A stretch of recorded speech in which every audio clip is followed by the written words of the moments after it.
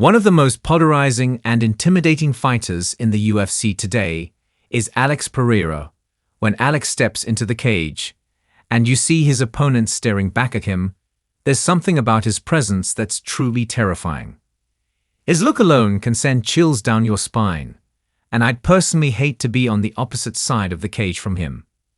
But it's not just his intimidating appearance, it's his raw punching power. Pereira is a world-class kickboxer who's fought across the globe, and he has the ability to knock you out with a single punch. In my last video, I talked about Khamzat Chimaev, who's equally scary in his own right due to his grappling and his ability to take opponents down at will.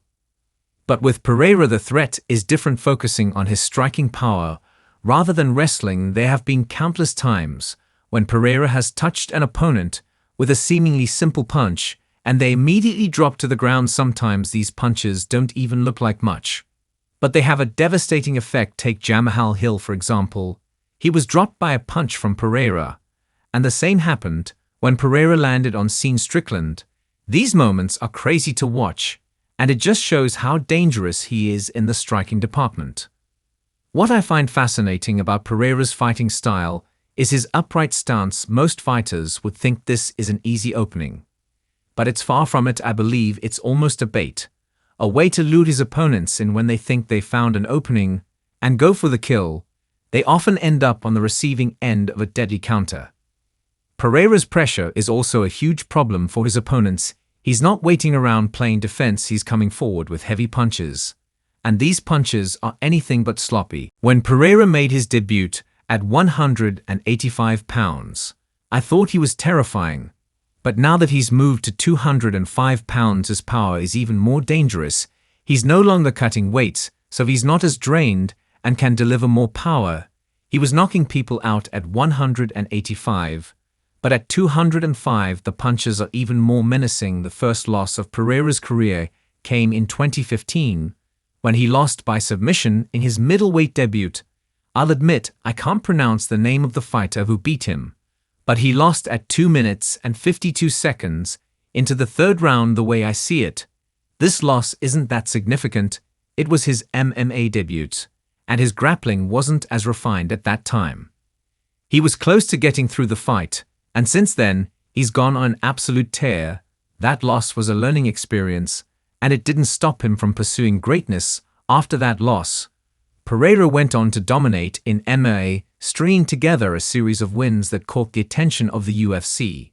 The promotion was likely waiting to see if he could build a consistent record before signing him, and that's exactly what he did in his UFC debut. He knocked out Andreas in the second round and earned a Performance of the Night bonus. He then won 2 more fights before he finally got the fight everyone had been waiting for, the chance to face Israel Adesanya. A lot of people were upset, believing Pereira didn't deserve the fight and that he was only getting it because Adesanya wanted the matchup.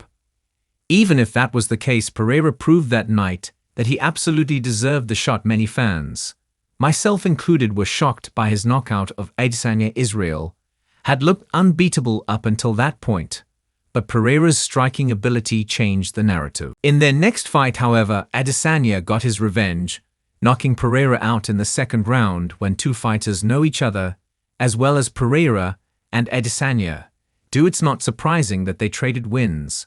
After all, they spent a lot of time studying each other, so one fighter can often anticipate the other's moves. It's a back and forth that happens when you're that familiar with your opponent. After his loss to Adesanya, Pereira moved up to light heavyweight to face Jan Blachowicz. He won the fight by split decision, a solid performance considering Blachowicz is a former UFC light heavyweight champion. Some critics felt that Pereira's wrestling was exposed during the fight, but I don't agree with that view. For someone with just 10 MMA fights at the time, I think Pereira showed incredible composure and skill in facing a seasoned veteran like Blachowicz. It was a close decision, but the win was important for Pereira's growth. At light heavyweight, Pereira has truly started to shine. After the split decision win over Blachowicz, he went on a knockout spree. His first victim at light heavyweight was the tough Brandon Glover. Teixeira. Pereira knocked him out with a brutal sequence of elbows, When that fight was announced, I knew it was going to be a banger. Teixeira is no joke, he's tough as nails, and a knockout artist in his own right.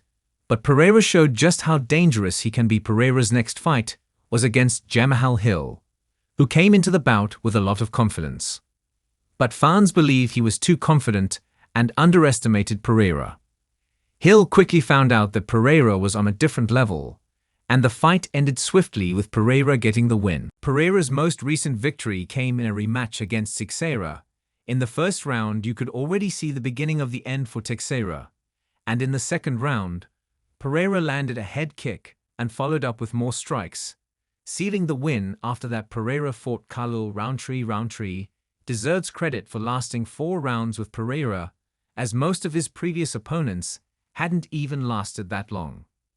Rountree showed real heart, but in the end Pereira's power and pressure were just too much. Looking ahead, Pereira's next fight is against Magomed Ankalaev, a top-tier wrestler. Many are predicting that Ankalaev will try to take Pereira down and neutralize his striking. But as we all know, you have to actually get your opponent to the ground first. Pereira has solid takedown defense, sitting at 70%, which should give him a chance to avoid being controlled by Ankalaev. I believe Pereira will be able to keep the fight standing and get the win, but I'm curious to hear your thoughts. Who do you think will come out on top in this matchup? Let me know in the comments below. Alex Pereira's rise in the MMA world has been nothing short of spectacular. After a long and storied career in kickboxing, Pereira transitioned into MMA with much fanfare. His debut at light heavyweight against Jan Blachowicz, a former UFC light heavyweight champion, was a pivotal moment in his career. The fight ended in a split decision victory for Pereira, which some critics thought may have exposed his wrestling weaknesses. However, it's important to consider that at this point, Alex only had 10 professional MMA fights, far fewer than many of his opponents, who have 20+ bouts under their belts.